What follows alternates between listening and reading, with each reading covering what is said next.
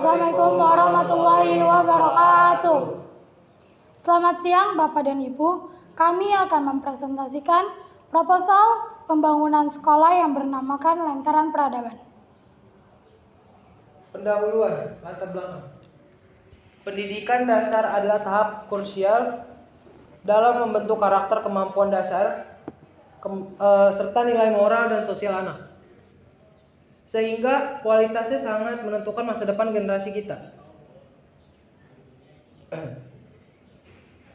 Di wilayah Papua Pegunungan, khususnya sekitar Wamena, tantangan geografis, terbatas akses, dan belum meratanya fasilitas pendidikan menjadi hambatan yang perlu diatasi melalui perencanaan pendidikan yang matang dan berbasis kebutuhan masyarakat. SD Lentera Peradaban hadir sebagai sekolah dasar swasta dengan konsep pendidikan yang menekankan membentukkan karakter, pelestarian budaya lokal, dan pengembangan potensi siswa secara menyeluruh. Nama dari sekolah ini, Lentera Peradaban, melambangkan cahaya ilmu pengetahuan yang membawa pencerahan dan perubahan, sekaligus menjadi simbol peran pendidikan dalam membimbing generasi muda menuju masa depan yang cerdas, berkarakter, dan tetap berakar pada budaya. Sejalan dengan semangat saat lentera menyala, peradaban bertumbuh. Identifikasi masalah. 1. Belum meratanya fasilitas pendidikan dasar di wilayah pegunungan. 2. Keterbatasan sarana dan prasarana pendukung pembelajaran. 3. Perlunya pendidikan karakter sejak usia dini. Pendahuluannya, tujuan proyek. Yang ke-1, menyusun perencanaan pendidikan sekolah dasar secara sistematis. Yang kedua, menghitung estimasi biaya membangun secara realistis. 3. Menganalisis kelayakan operasional sekolah. Manfaat proyek ini: 1. Memberikan gambaran nyata tentang perencanaan sekolah. 2. Menjadi bahan pembelajaran dalam manajemen pendidikan. Yang ketiga, meningkatkan pemahaman tentang pentingnya pendidikan dasar. Selanjutnya ada gambaran umum sekolah. Yang pertama, nama dan status sekolah. Nama SD Lentera Peradaban, makna simbol pendidikan sebagai cahaya pencerahan, mencerminkan peran pendidikan dan mengatasi keterbatasan, menggabungkan nilai modern dan budaya Papua. Statusnya sekolah dasar swasta, alasan pengelolaan lebih fleksibel dan inovatif. Yang kedua, lokasi sekolah. Lokasi Wamena, Kabupaten Jayawijaya, Papua Pegunungan. Dipilih karena kebutuhan pendidikan dasar berkualitas, karakter wilayah, dataran tinggi, kondisi menantang, kriteria lokasi. Yang pertama, aman, akses jalan memadai, lahan luas 3.000 meter persegi untuk fasilitas kelas, kantor, guru, perpustakaan, dan halaman. Yang terakhir, nama dan status sekolah. Berdasarkan UUD 1945 pasal 31 ayat 1, setiap warga negara berhak mendapatkan pendidikan. Selanjutnya, gambaran sekolah. Konsep pendidikan. Fokus akademik berkarakter, pembelajaran aktif dan partisipatif, siswa diajak berpikir dan berdiskusi. Pendidikan karakter, disiplin, tanggung jawab, kejujuran, rasa hormat. Yang terakhir, ciri khas sekolah, integritas budaya lokal Papua dalam pembelajaran, menumbuhkan rasa bangga terhadap identitas, kemampuan menghadapi pengembangan zaman. Yang terakhir, tujuan akhir, membentuk siswa berpengetahuan, berkarakter, dan berbudaya. Isi proposal. Visi. Menjadikan sekolah dasar swasta yang membentuk generasi cerdas, berkarakter, dan berakar pada budaya. Visi ini tidak hanya menekankan pada kecerdasan akademik, tapi juga membentuk sikap nilai kehidupan. Misi. Untuk mewujudkan visi tersebut, SD Lentera Pendapan menetapkan misi sebagai berikut. Yang pertama, menyelenggarakan pendidikan yang berkualitas sesuai kurikulum nasional. Yang kedua, menanamkan nilai disiplin, tanggung jawab, dan kejujuran dalam kehidupan. Yang ketiga, mengembangkan potensi akademik dan non-akademik siswa. Yang keempat, mengintegrasi unsur budaya lokal dan dalam proses pembelajaran. Yang terakhir, membangun lingkungan belajar yang aman dan nyaman. Oke, selanjutnya akan dijelaskan oleh teman saya. Selanjutnya di sini kita ada isi proposal. Nah, di sini ada target pembangunan sekolah. Yang pertama, A, ada target jangka pendek 1 sampai 3 tahun. Dalam target ini berfokus pada tahap awal pendirian dan stabilitas operasional. Yang pertama, di sini ada menyelesaikan pembangunan sesuai dengan rencana dan standar kelayakan. Lalu yang kedua, menyusun sistem administrasi dan manajemen sekolah yang tertib.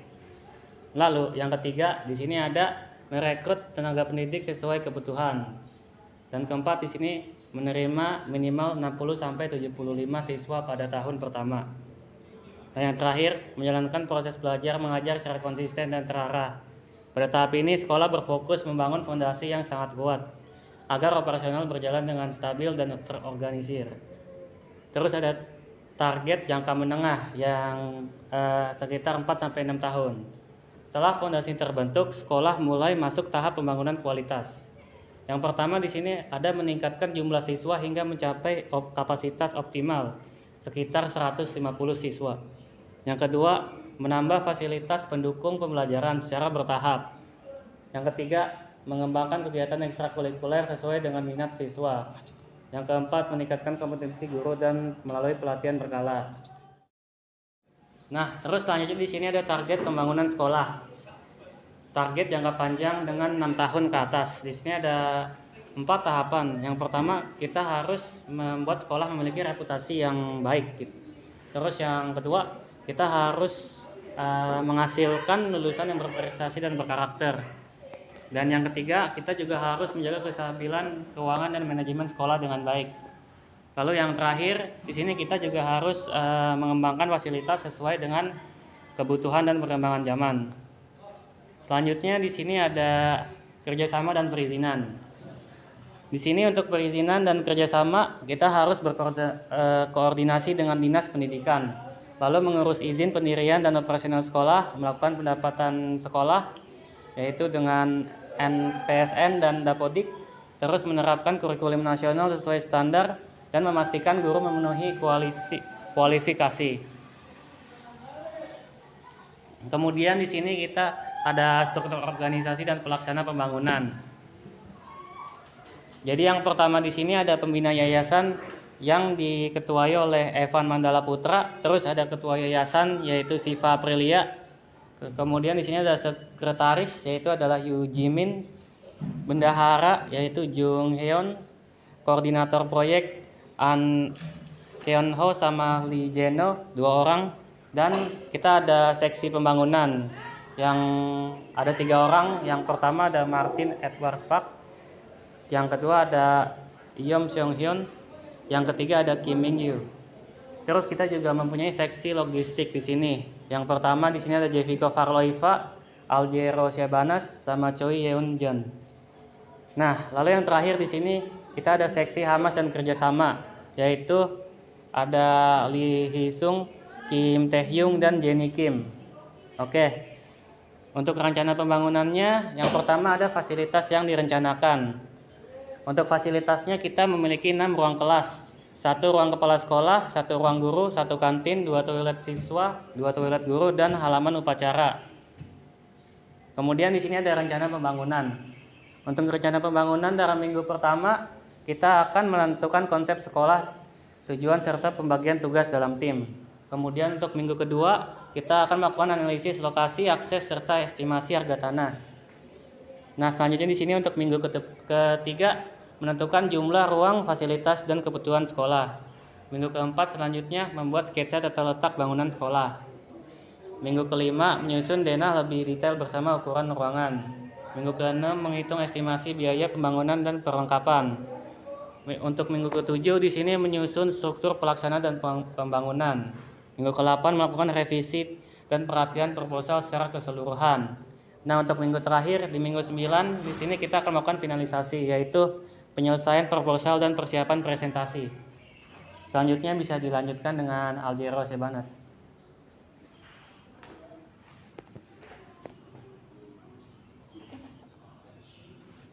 Rencana pembangunan. Timeline pembangunan.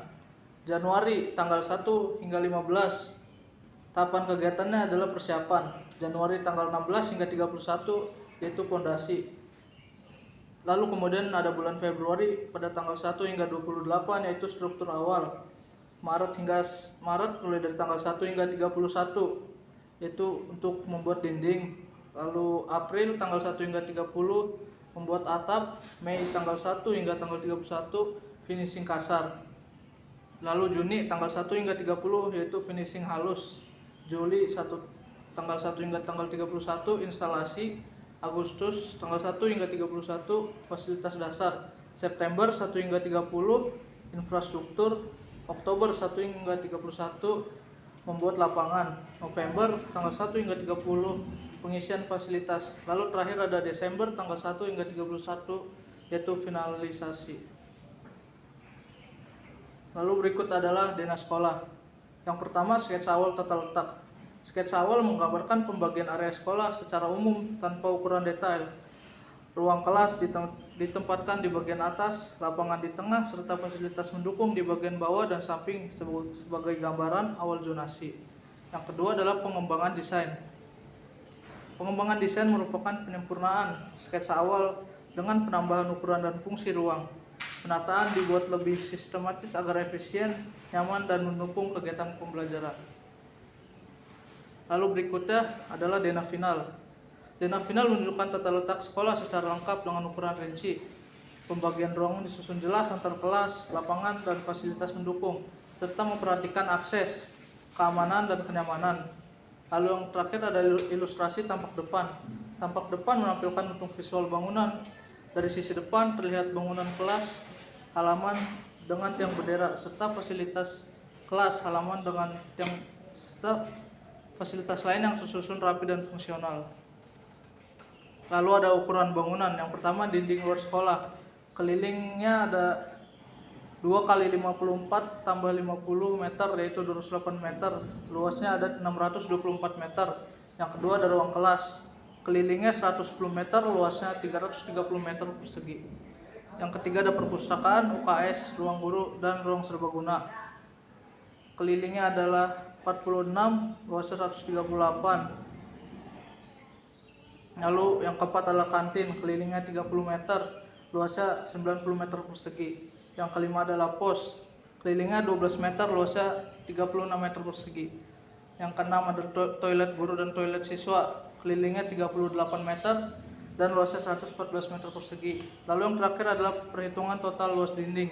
Dinding luar 624 meter persegi, ruang kelas 330 meter persegi, 4 ruangan lain 276 meter persegi, kantin 100 meter persegi, pos 36 meter persegi, dan toilet 114 meter persegi. Dan totalnya adalah 1470 meter persegi. Selanjutnya akan dibacakan oleh Siva. Baik, pada anggaran dana kali ini kami mendapatkan biaya pemasukan dari dana yayasan Lentera yaitu sekitar 2 miliar. Lalu pada anggaran dana biaya pengeluaran yang pertama itu biaya persiapan yaitu 2 juta ya.